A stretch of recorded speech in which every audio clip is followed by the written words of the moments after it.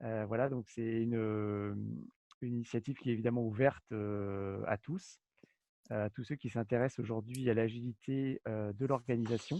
Et on reviendra sur cette importance. Voilà, donc ce que je propose, c'est que vous vous présentiez. Donc, c'est Mohamed et Philippe qui allaient aujourd'hui animer cette première réunion qui est une série. Donc, on essaiera de tenir une réunion par mois sur le sujet de l'agilité et on creusera les différentes facettes puisque c'est relativement large. Alors, Mohamed, déjà, je te présente rapidement. Donc, tu es ingénieur de formation, tu as fait le MBA à l'École des Ponts en 2016. Tu as commencé ta carrière chez IBM Business Consulting. Ensuite, tu as travaillé au Maroc au COMEX de Radima. Voilà. Ensuite, tu es revenu en France. Tu as lancé une start-up plutôt à destination des collégiens pour créer de la communauté autour des collégiens et des lycéens. Et ensuite, tu es rentré chez Accor en tant que directeur de programme de transformation. Donc, tu as une longue expérience sur la transformation digitale en particulier. Et depuis un an, donc, tu as lancé ton propre cabinet de consulting autour du digital et évidemment de l'agile. Philippe, donc tu as une expérience un petit peu plus, comment dire, large et variée. Donc, tu es philosophe de formation. Tu as commencé ta carrière comme journaliste à New York. À la fin des années 90, tu as lancé un premier site. Donc, tu es vraiment dans les pionniers, on va dire, de l'Internet. Tu as co-créé donc plusieurs sites autour de la musique, une des premières plateformes musicales au monde à la fin des années 90. Puis tu es rentré donc en Europe. Tu as lancé un cabinet de consultants sur le change management et le digital. Et finalement, tu es rentré chez Orange et tu as accompagné la transformation d'Orange qui était une entreprise plutôt d'ingénieurs vers une entreprise de services.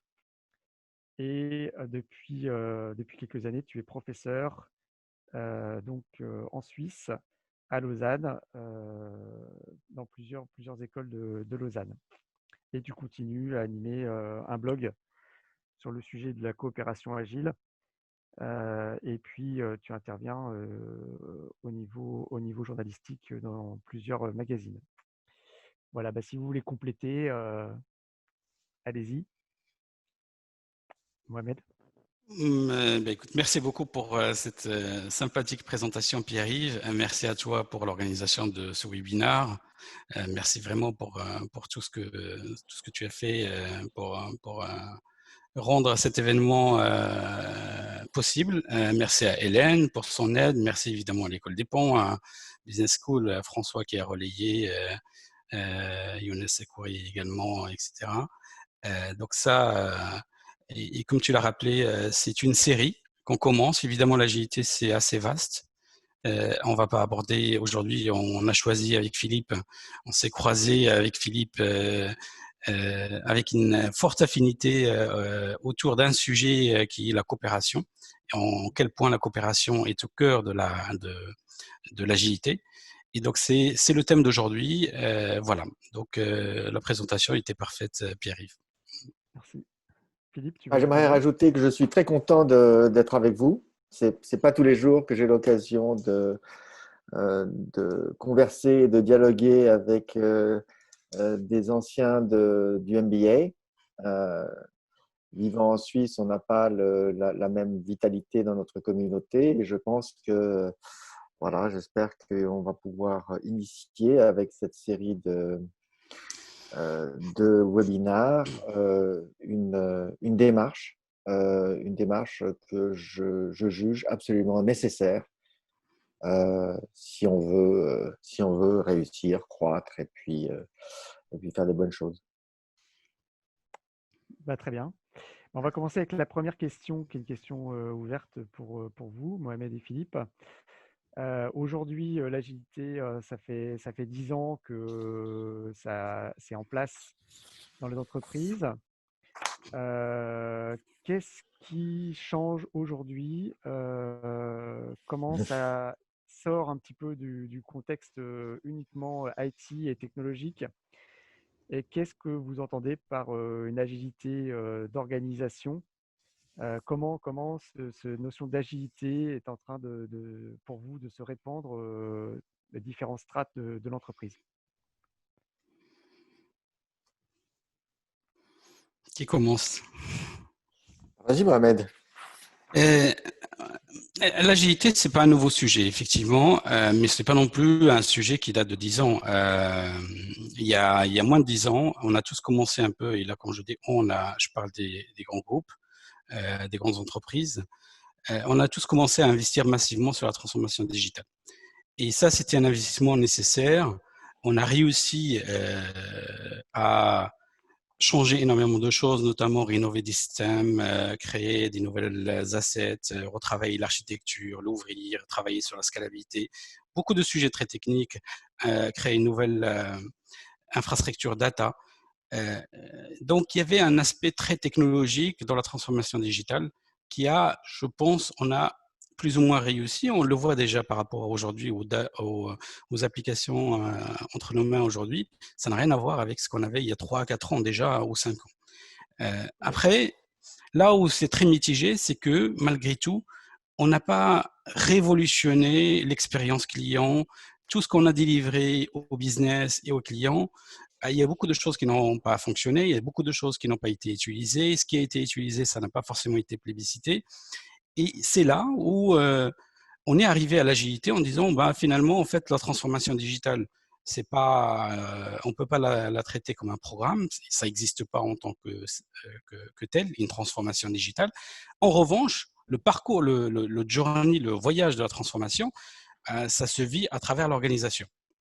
Et donc, ça se vit à travers l'organisation. Et c'est là où on est arrivé à l'agilité.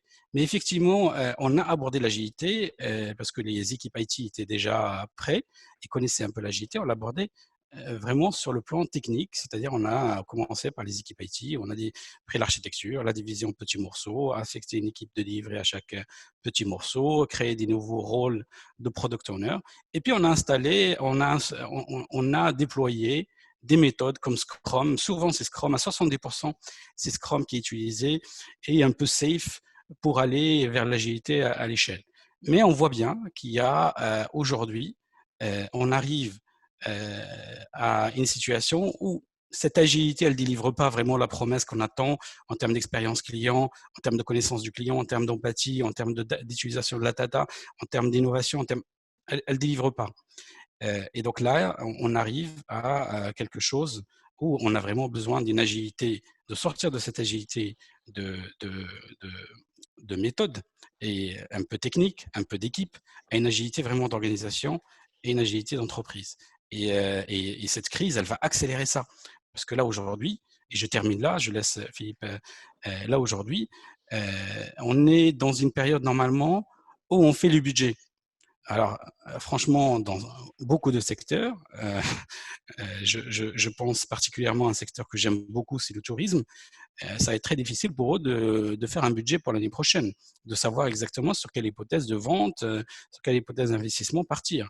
Là, honnêtement, l'agilité aujourd'hui devient quelque chose d'indispensable et, et important. Ouais.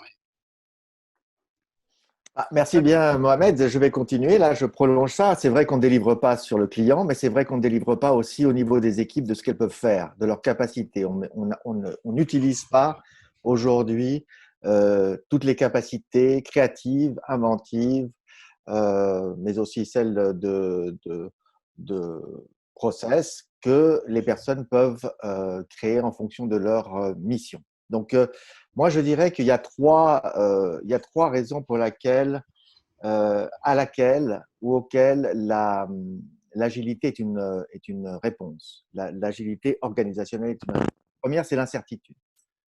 D'accord? Ça veut dire tout simplement que les recettes du passé ne sont plus applicables au présent et donc qu'il va falloir trouver des moyens de se renouveler, des moyens de s'adapter. Donc ça, c'est la première notion. Alors, à cette constatation un petit peu peut-être négative, ou je dirais que ça ouvre par contre l'opportunité de l'innovation. Donc, ça veut dire que l'agilité organisationnelle sera très, très liée à la création d'organisations innovantes. Ça, c'est la première. La deuxième, je pense, très importante, c'est la crise, ce que j'appelle la crise de la gouvernementalité, c'est-à-dire la crise de l'autorité. Aujourd'hui, dans tous les domaines, on voit que les autorités, que les systèmes d'autorité traditionnels ne sont plus efficaces, ne sont en tout cas très fortement questionnés, et surtout dans la situation dans laquelle nous sommes, ne délivrent pas la valeur qu'elles devraient délivrer. Et puis la dernière, c'est les contraintes. Je pense que les entreprises et les organisations sont amenées à produire et à créer avec de plus en plus de contraintes. Et ça va demander aussi un changement dans la manière d'ordonner et de concevoir ces activités. Et puis je finirai aussi parce qu'il y a des contraintes d'un côté, ça c'est certain, mais il y a aussi des aspirations de l'autre. Et je constate qu'il y a de nombreuses aspirations aujourd'hui qui ne trouvent pas dans les structures existantes les débouchés qu'elles cherchent. Donc voilà pourquoi je pense que l'agilité et une organisation agile est absolument nécessaire. Merci Philippe. Donc on a lancé un petit sondage.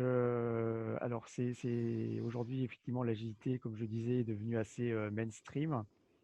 Même si tout le monde ne met pas derrière ce mot les mêmes notions. Du coup, qu'est-ce qu'évoque pour les participants? Donc là, je m'adresse aux participants. Qu'est-ce qu'évoque vraiment pour vous l'agilité? Et là, je demande à Hélène de lancer le petit sondage qu'on voit, que chacun puisse répondre. Oui, ils sont faits. C'est fait, on l'a à l'écran.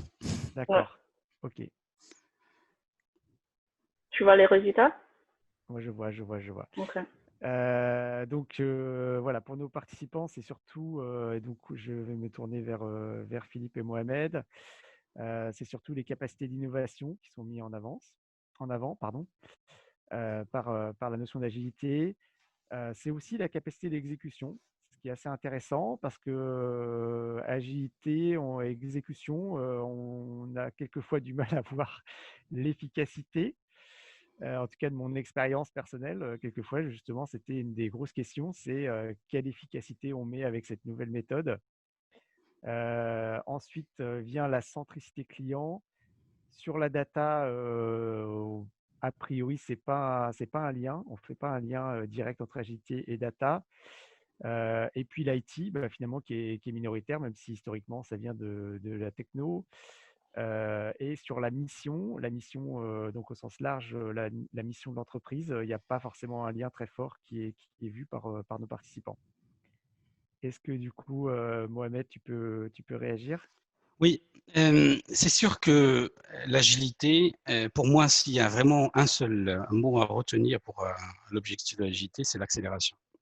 C'est-à-dire qu'on ne peut plus aujourd'hui, c'était le défaut de la transformation digitale qu'on avait lancé il y a quelques années, on ne peut plus aujourd'hui attendre un an ou 15 ou 18 mois pour délivrer une idée ou un projet.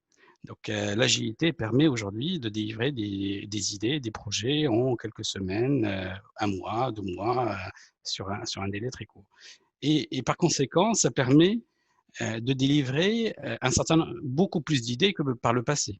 C'est-à-dire que là, on était sur un nombre dans le pipeline assez réduit. Là, aujourd'hui, on peut délivrer beaucoup plus. On peut multiplier le nombre d'idées, en tout cas tester, valider, et donc l'apprentissage qui amène vers vraiment l'innovation, on peut le multiplier énormément. Donc, c'est un rapport, en général, pour les entreprises agiles, 10 à 20, sachant que il faut savoir que la capacité d'innovation, c'est vraiment est lié à la capacité d'exécution. 90% des idées qu'on va tester ne vont pas fonctionner.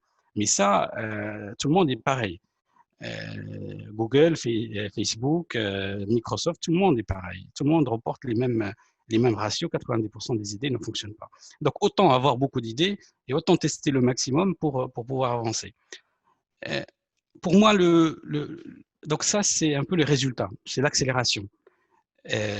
Mais je vais peut-être prendre un point qui est essentiel pour moi et je crois que là, dans les mois qui vont venir, on va voir beaucoup de choses qui vont avancer sur ça, c'est la centricité client et les mission driven.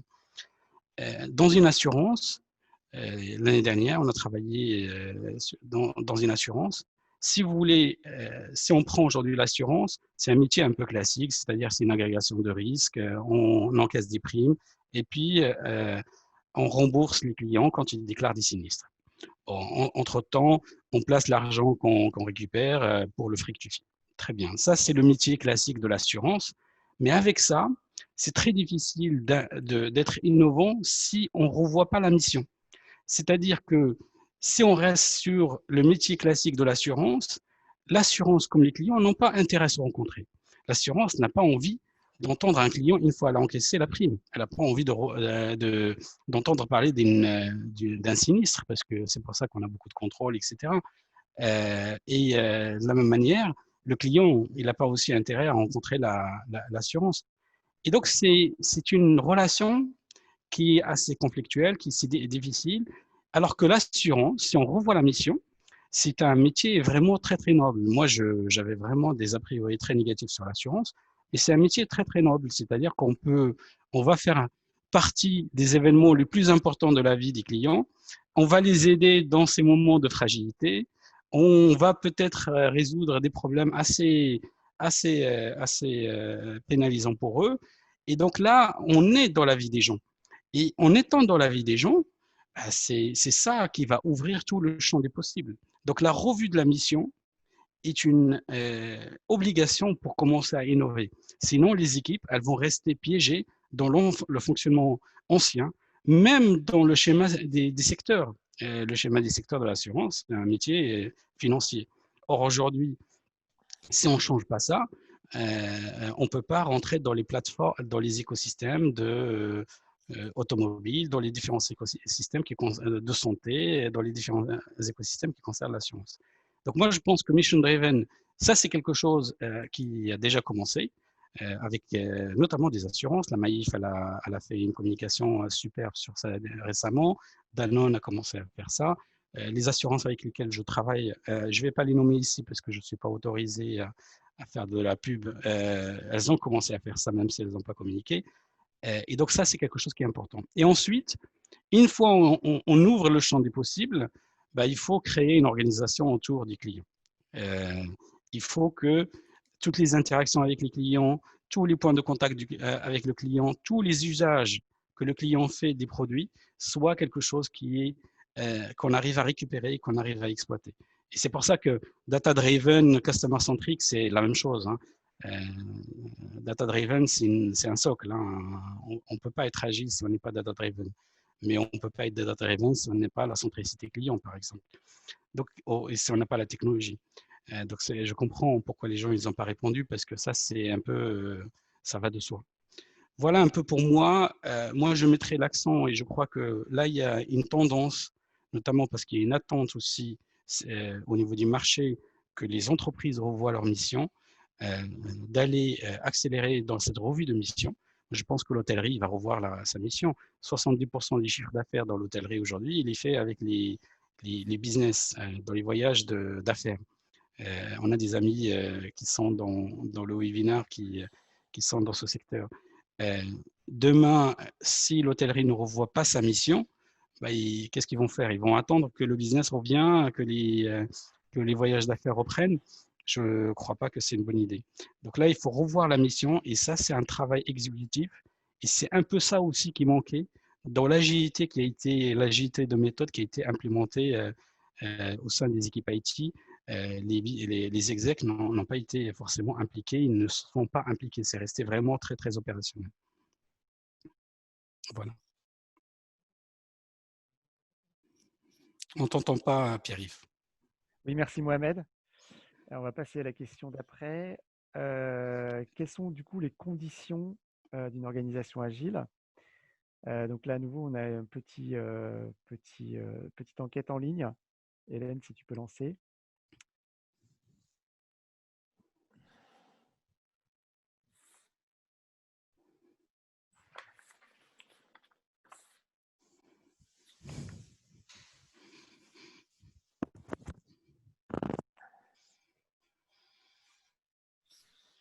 Alors, on a trois. On a, non, on a-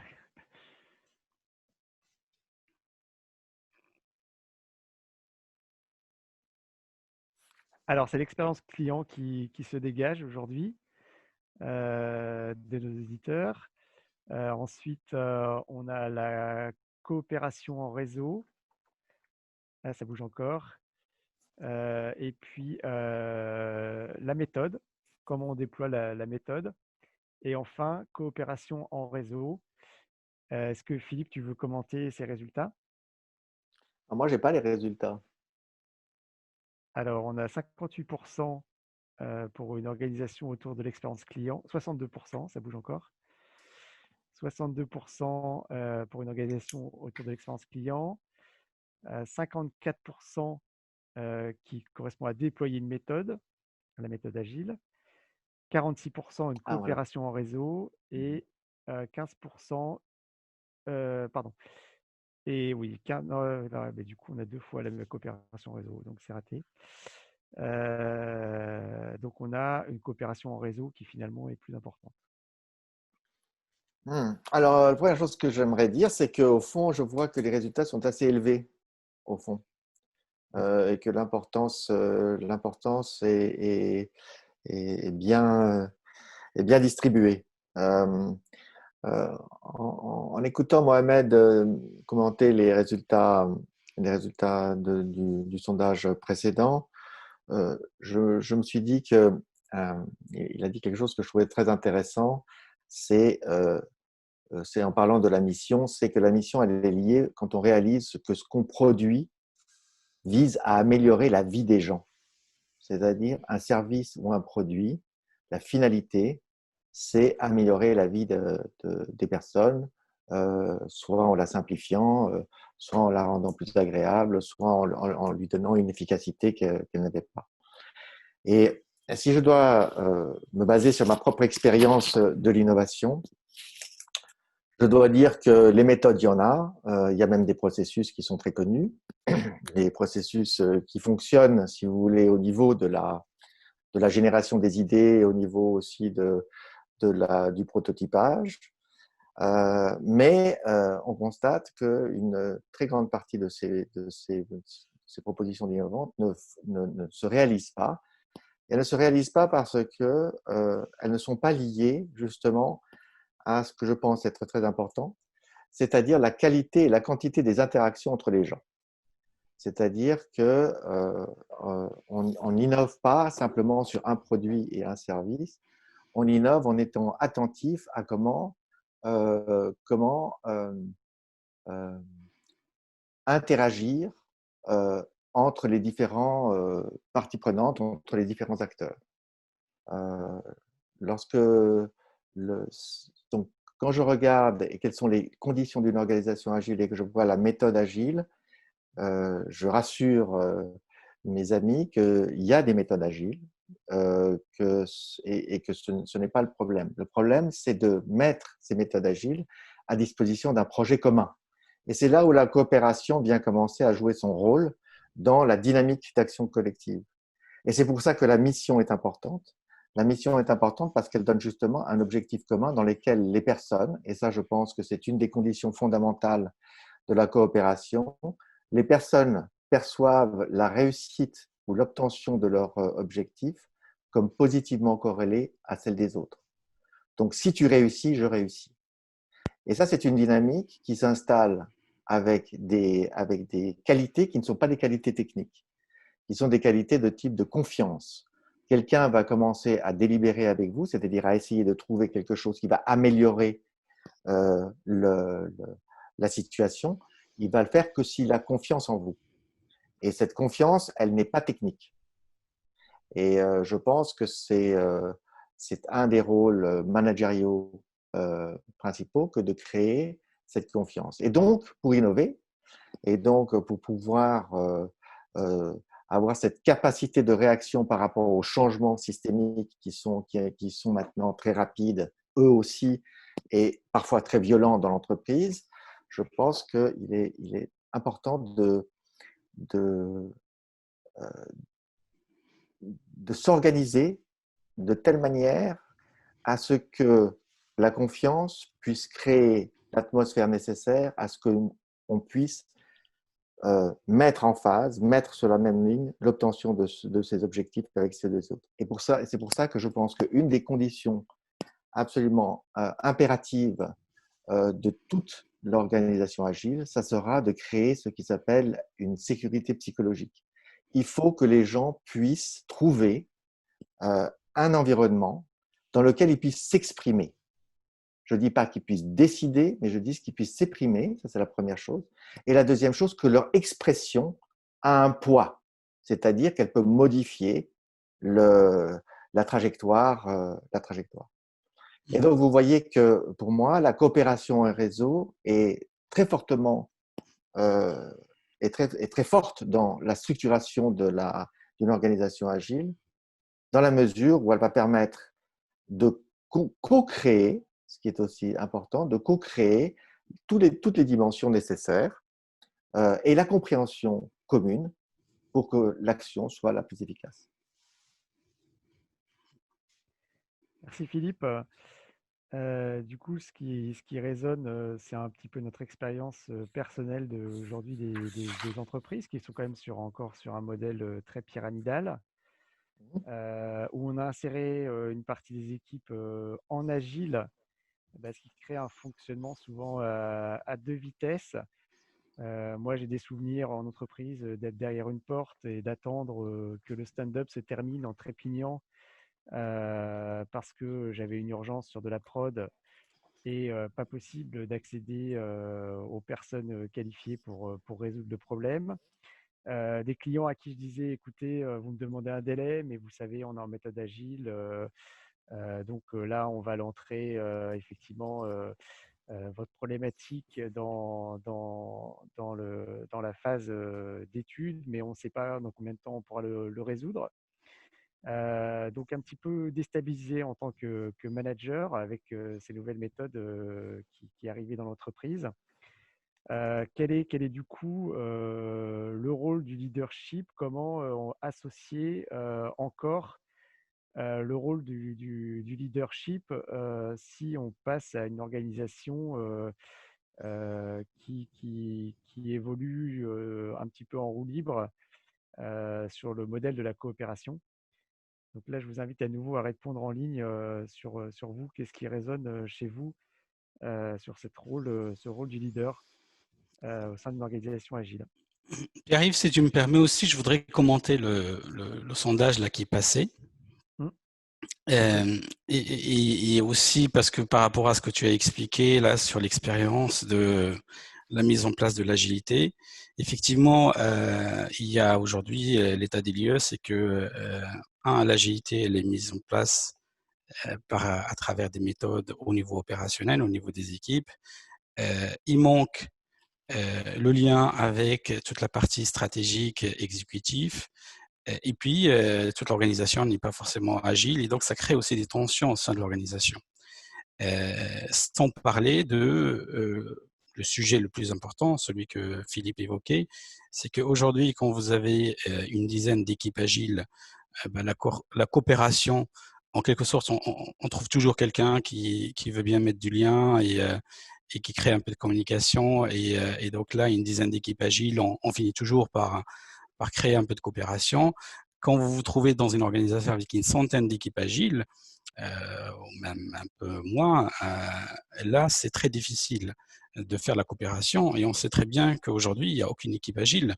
Une dizaine de personnes, en l'occurrence, n'est capable de délivrer de la valeur toute seule. Donc la valeur, elle est vraiment délivrée, et surtout quand on parle de centricité client, c'est tout le parcours client et la valeur, elle est délivrée par la coopération. Et donc c'est ça aujourd'hui qui manque, c'est-à-dire que la méthode c'est très très bien, mais c'est nécessaire, c'est bien parce que ça aide les équipes à adopter un nouveau cadre de comportement. Mais c'est pas du tout suffisant. C'est pas du tout suffisant parce que justement, il manque à la fois l'inspiration d'en haut, la mission, et il manque la coopération, c'est-à-dire comment je fais travailler tout ça. Et là, il y a des méthodes comme SAFe, je nomme ça un peu, mais qui reprennent un peu des anciens outils de transversalité. Moi, j'aime bien la transversalité, c'est mieux que rien. Mais ça aide pas forcément, ça crée des strates et ça éloigne un peu les équipes de la valeur et ça enlève le côté le plus intéressant de l'agilité qui est l'engagement, qui est l'autonomie, qui est cette capacité, cette sécurité aussi psychologique dont Philippe en parlait, c'est-à-dire ça y est, on engage les gens autour d'une problématique business directement. Et donc, c'est ça et nous, on a développé une méthode justement pour à la fois éviter de créer des nouvelles structures hiérarchiques et en même temps aller prendre toute l'expérience client, la découper en étapes et prendre chaque étape, affecter un leader de ce qu'on appelait un journey lead et tous les contributeurs. Et ça, cette équipe-là, tous les contributeurs, donc tous ceux qui peuvent être impliqués dans ces étapes du parcours client, le parcours client, je pense que maintenant toutes les entreprises sont très familières avec ça parce que ça fait partie des choses que la méthode Agile a apporté. Mais en termes d'organisation, donc là, on a apporté une organisation qui sort du cadre matriciel, organigramme, à une organisation plutôt en réseau, qui se fait et qui se défait en fonction de ce que le management, l'exécutif, finalement, décide de chercher comme valeur et en fonction de la capacité que l'exécutif décide d'affecter à chaque partie. Et donc, le travail exécutif finalement devient un vrai travail d'orchestration. Ils sont très impliqués et les équipes n'ont pas besoin d'une couche de coordination, de reporting, de hiérarchie. Elles se forment et elles se défendent au gré de la valeur qu'elles veulent créer, au gré de l'expérience qu'elles veulent générer pour les clients. Et par conséquent, elles créent une vraie empathie avec le client et elles arrivent à… Donc ça, on l'a fait par exemple chez un client d'assurance qui avait un problème sur son parcours de sinistre. Et justement, et là, on a simplifié complètement le parcours. 30% des sinistres sont devenus, on les traitait en une demi-heure. On avait travaillé justement pour créer des plateformes pour gérer tout ce qui est auto, pour les réparations, etc. Et donc là, on est sorti globalement du cadre du classique. Et c'était une équipe qui s'est formée comme ça, transverse. C'est pas le mot vraiment. Nous, on les appelait Transformation Team. Et on a formé à peu près 3 Transformation Teams. Et vous imaginez, si vous avez une dizaine d'équipes de transformation de cette nature-là, vous pouvez imaginer le niveau d'innovation, le niveau d'idéation, le niveau d'exécution, c'est extraordinaire. On arrive à avancer sur des choses vraiment bien. J'aimerais rajouter quelque chose là aussi parce que j'aime beaucoup l'approche de Mohamed qui est une approche centrée client. J'aimerais la compléter par une approche centrée employé. Et c'est là que dans cette notion de coordination, etc., je pense que la mission peut jouer un rôle essentiel dans la mesure où elle va, si elle est bien faite et si elle est respectée surtout, parce que ce qui se passe beaucoup dans les entreprises, c'est qu'on met quelques valeurs, on met quelques idées de mission, puis après on fait ce qu'on veut, et il n'y a pas du tout la cohérence. Les gens, devant un manque de cohérence, abandonnent aussi et perdent ce que la mission peut apporter, qui est une orientation. C'est-à-dire que si je sais et si j'adhère très profondément au projet de mon entreprise, je sais, j'ai maintenant un moyen pour déterminer, pour sélectionner ce qui est bon et ce qui est mauvais. C'est-à-dire, je peux toujours demander la question, est-ce que ce qu'on va faire, est-ce que l'engagement qu'on va prendre maintenant est alignement, est aligné avec ma mission. Si ce n'est pas le cas, on évite. Donc, il y a dans l'organisation agile toute la partie client et il y a, à mon avis, aussi dans l'agilité, toute la partie offre. C'est-à-dire, on ne peut pas être tout pour tout le monde. Ce n'est pas possible. Donc, ça veut dire que quand on est une entreprise, on va faire une offre. Cette offre, elle ne peut pas être triviale. L'offre ne peut pas être gagner de l'argent. Ce n'est pas possible. Ça n'intéresse personne.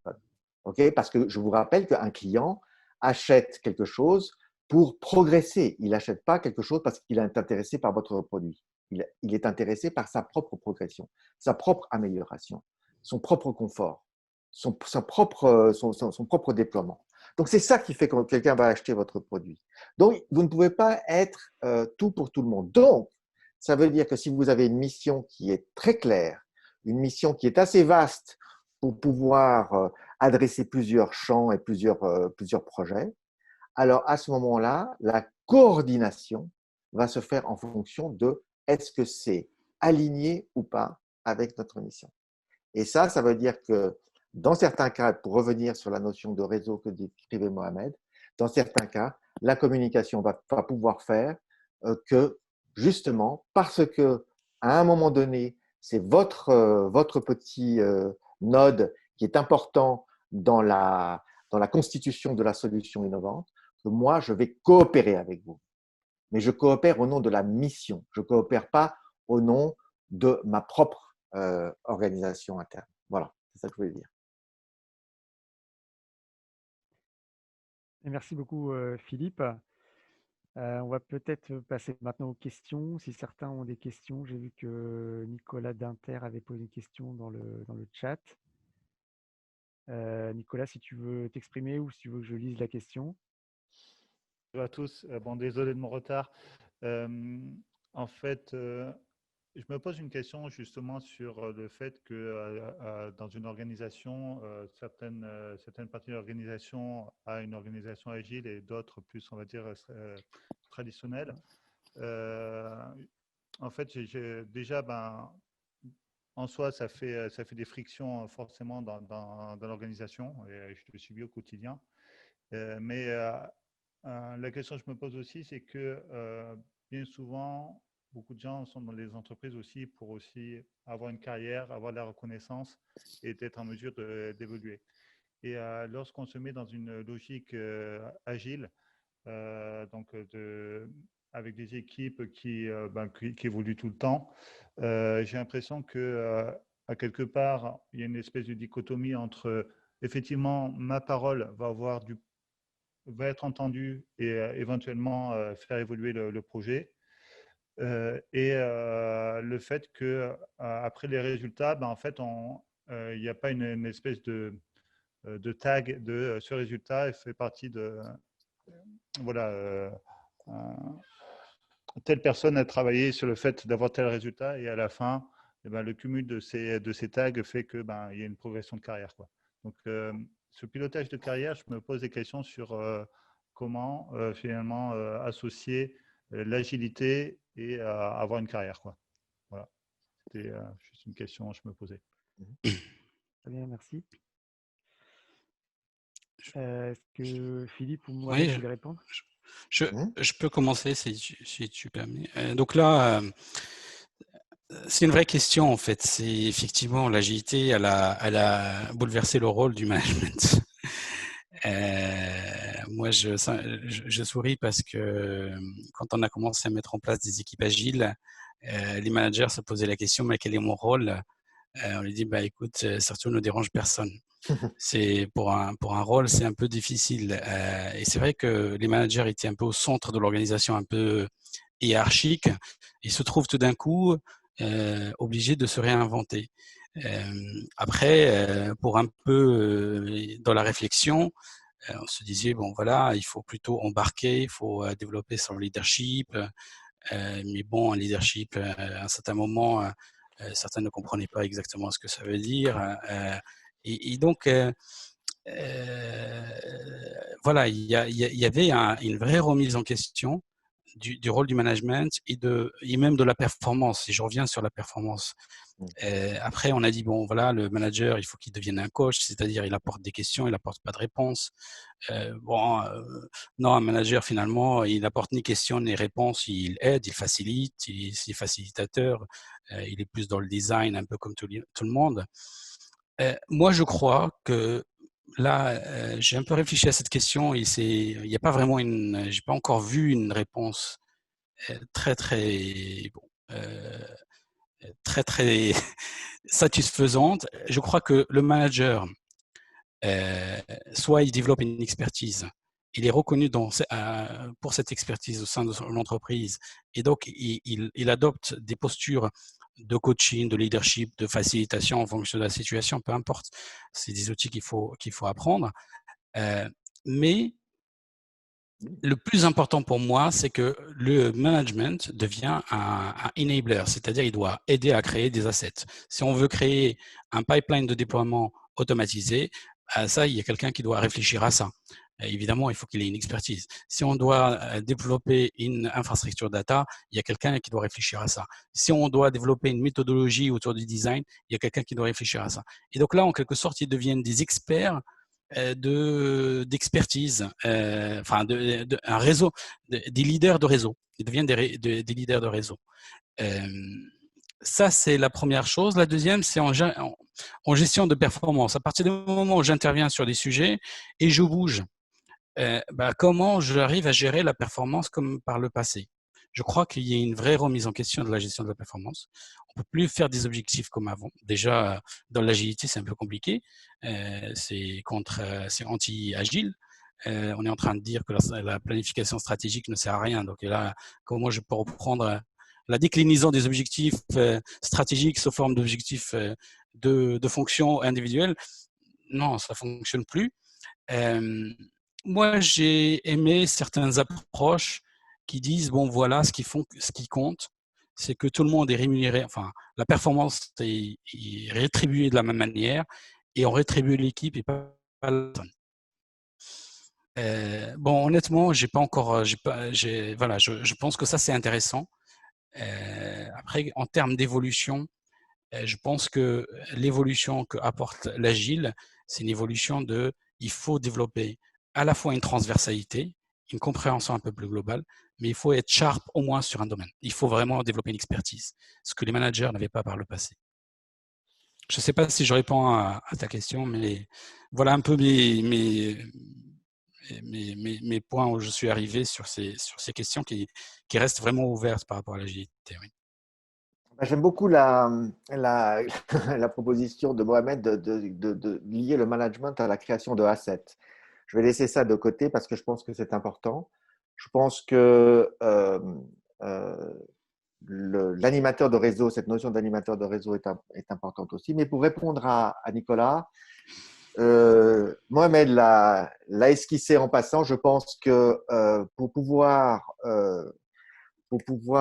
concilier agilité et carrière, je pense que la performance doit être évaluée d'une manière collective. C'est-à-dire que les résultats sont collectifs. Et dans le cadre de la coopération, d'autant plus que tous les points de vue sont considérés comme légitimes et que la solution est une solution collective qui va taper dans ce qui s'appelle l'intelligence collective, c'est-à-dire la capacité d'un collectif à regarder la situation sur plusieurs angles et à prendre une décision qui est une décision consensuelle, c'est-à-dire une décision qui, en tout cas, de consentement, c'est-à-dire une décision qui convient aux gens. Donc ça, c'est très important parce que dans les trois quarts du management classique, la décision ne convient pas aux gens parce qu'elle n'a pas été co-construite par les gens et elle apparaît ou peut apparaître, et c'est souvent le cas, elle est totalement inadéquate à la problématique qu'on soulève. Donc, du moment où on est agile, on est collectif, on est dans l'action collective. Donc, c'est l'action collective qui crée la richesse, donc c'est l'action collective qui doit être évaluée. Et on peut évaluer cette action collective, non pas par tête de réseau, si je veux dire, mais sur des critères qui sont des critères de longueur sur la durée. Donc, on n'est plus obligé d'évaluer les gens tous les 15 jours, tous les 3 mois, etc.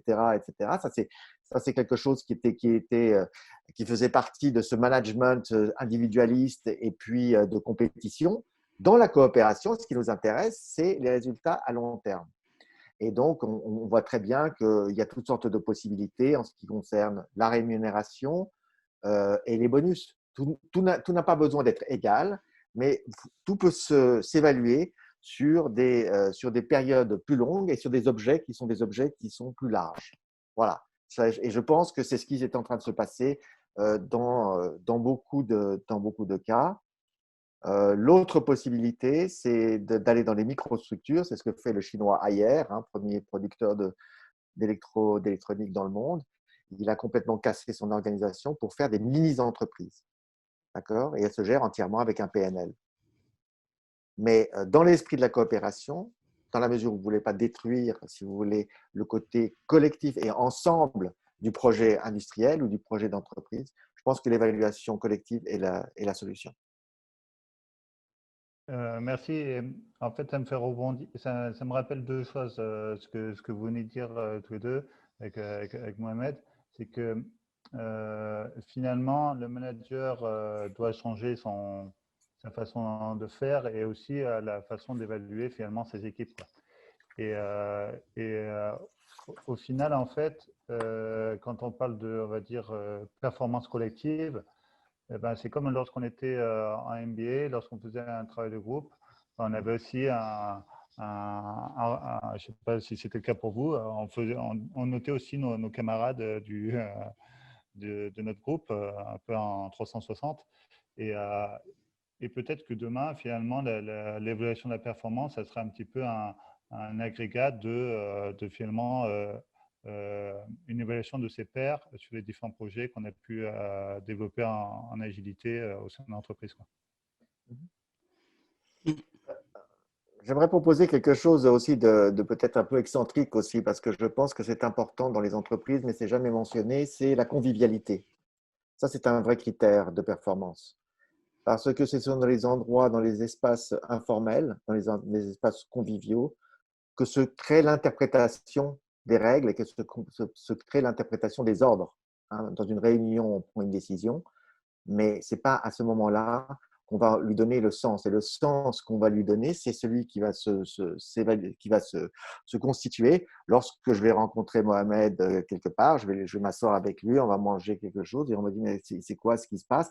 Et puis on va inviter des gens. Donc la convivialité, étrangement, qui est considérée souvent comme quelque chose un peu comme ça, une cerise sur le gâteau, est à mon avis une donnée essentielle du management coopératif. Voilà, je voulais juste vous proposer cette chose-là.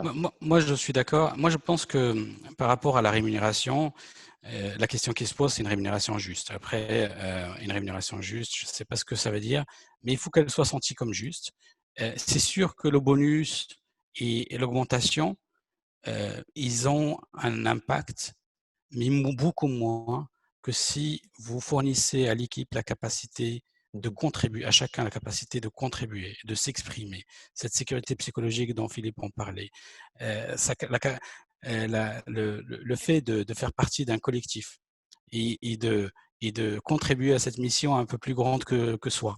Ça, honnêtement, ça transcende beaucoup plus que la performance individuelle. La question de la rémunération, elle est importante.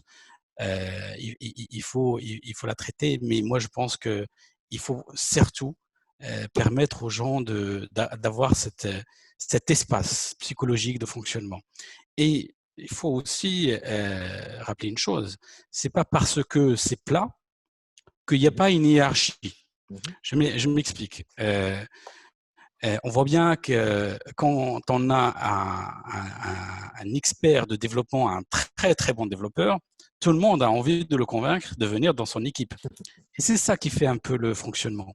C'est-à-dire que créer ça, cette émulation, et puis surtout créer cette culture où on doit être très très bon pour faire on doit être très très bon et aider les uns et les autres pour être très très bon. Donc la hiérarchie, elle va se retrouver par la compétence et par l'apport et pas par l'organigramme et par une autorité. Et puis elle va se trouver aussi en fonction du moment du projet. C'est-à-dire que le leader, on n'a pas un leader, surtout là tu parles de développement. Il y a un moment donné, quand tu réfléchis à des solutions techniques, c'est la personne qui sera la plus compétente techniquement.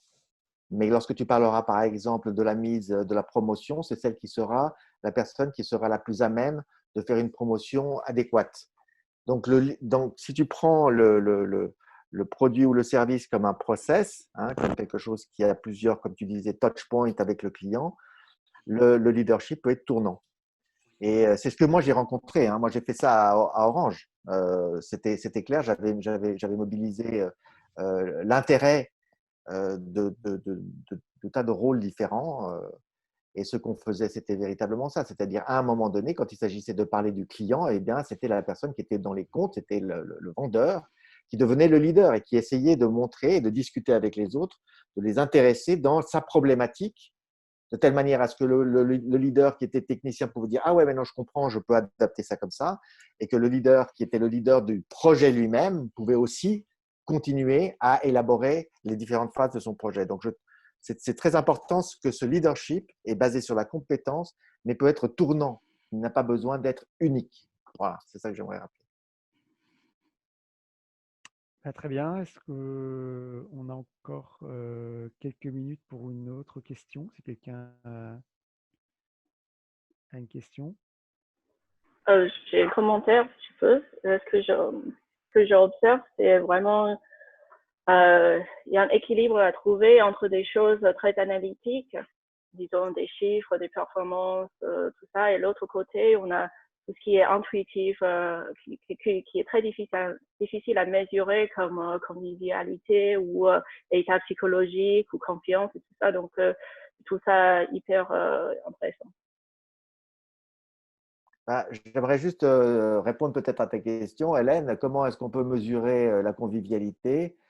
Eh bien, on peut mesurer la convivialité de ta manière. Hein. Combien de temps tu donnes, par exemple, à tes employés pour qu'ils puissent avoir des relations informelles? 5 minutes par jour, 15 minutes par jour. On peut être très, très créatif. Et je pense que ça, c'est… En tout cas, je vais terminer là-dessus. Ce que je trouve de très, très beau dans l'agilité, c'est que ça va nous permettre de réinventer des indicateurs de performance et qui seront adaptés à des situations qui ne sont pas des situations qui se répètent. Donc, quand ça se répète, on a besoin de personne. Hein. Je veux dire, c'était d'ailleurs ça la mentalité du processus. Le processus, c'est que je n'ai pas besoin de Mohamed, je n'ai pas besoin de Nicolas, je n'ai pas besoin de Martin. J'ai un processus. Et puis, si c'est François, Caroline ou Anna, c'est la même chose. Dans le monde du travail aujourd'hui, ce n'est plus le cas. C'est la créativité des gens qui va donner la viabilité des entreprises. C'est eux, c'est les interactions. Et les méthodes, on en a plein. Et les outils, on en a plein. Et je pense que ça devrait, j'espère, j'appelle ça de mes souhaits, qu'on va pouvoir trouver maintenant d'autres manières de mesurer et d'indiquer ce qu'est la performance, qui pour moi est simple, hein, c'est la capacité de faire ce qu'on peut faire le mieux possible. Oui, merci pour ça. Parce que c'est vrai que avec l'équipe que j'accompagne, ils ne s'autorisent pas à donner le temps de faire autre chose que sur le projet. Donc, OK, on va prendre le temps de apprendre l'un de l'autre ou juste être curieux de savoir comment prononcer son nom correctement dans une équipe qui a plusieurs cultures. Donc, c'est vrai, je pense qu'il y a le côté, si on parle de temps, il y a le temps de projet, mais aussi il y a le temps de bâtir les relations et des interactions comme très important, comme tu dis. Et moi, je veux aussi réagir par rapport à ça. Effectivement, on peut penser que créer des interactions, créer de la coopération, c'est forcément lié à des grandes organisations. Moi, je vois des équipes agiles aujourd'hui au sens Scrum, une dizaine de personnes, mais je trouve qu'ils n'arrivent pas à créer cet espace de conscience où ils ont tous les uns et les autres. Ils développent un peu le même niveau de compréhension, ils arrivent à brainstormer, ils arrivent les uns et les autres à s'exprimer sur les sujets des uns et des autres. Donc là, chacun il reste un peu dans sa petite… il voit le monde de sa petite fenêtre. C'est pas une critique, hein, c'est juste un constat. Et en quelque sorte, le handover, même s'ils sont juste 5 ou 10, il y a encore du handover, il y a encore de l'interface. Et ils font de l'interface un par un. Et quand il y en a un qui est un peu dans la merde, il y en a pas un pour l'aider, pour venir le faire avancer. Et donc là, effectivement, cet espace-là de conscience, il faut le faire au niveau de l'équipe, mais c'est exactement ça qu'il faut faire au niveau de l'organisation. Et la meilleure manière de le faire, pour moi, c'est la méthode qu'on avait développée, c'est autour de l'expérience client et prendre une étape et de développer cette conscience de manière à ce que dans les équipes là qu'on a mises en place, un développeur qui intervenait sur le sujet, il était capable de pitcher le directeur général. Il lui parlait de quelque chose de business. Il était capable de lui expliquer quels sont les tests qu'on a fait, quelles sont les idées qu'on a émises, quelles sont les hypothèses qu'on a exprimées, quel apprentissage on avait eu. Aujourd'hui, c'est ça qui manque en fait. Même dans une petite équipe agile, il manque un peu ça. Et je suis d'accord avec… c'est une très bonne question que que tu soulèves ici, Hélène. Et moi, je suis d'accord avec ce qu'a partagé aussi Philippe sur ça. Ben, on arrive à la fin de notre webinaire. Merci beaucoup Mohamed et Philippe. Donc on a passé en revue la notion de coopération, de mission, de rôle du leader ou du leadership. Donc ben, merci beaucoup pour ces éléments de performance aussi. Notre prochain webinaire, ce sera la fin du mois d'octobre. Pour l'instant, on a noté le 29. Et on reviendra justement sur cette posture du manager, ce qu'il peut mettre en place pour accompagner cette transformation dans l'entreprise et accompagner les équipes agiles. Quel est son rôle dans cette équipe agile? Voilà, bah, écoutez, Philippe et Mohamed, je vous laisse si vous voulez conclure aussi. Bah, moi, j'aimerais simplement que les gens dans le chat disent s'ils ont été contents ou pas. Est-ce que ça les a intéressés? Est-ce que ça leur donne des idées pour avancer et pour créer chez eux des organisations agiles ou des moments agiles ou des petites choses agiles? S'ils voient l'intérêt. Alors, il y a Nicolas Merci Nicolas. qui remercie. Merci Chadi. Merci R. Beaucoup. Intéressant, Merci. R. Merci Anna.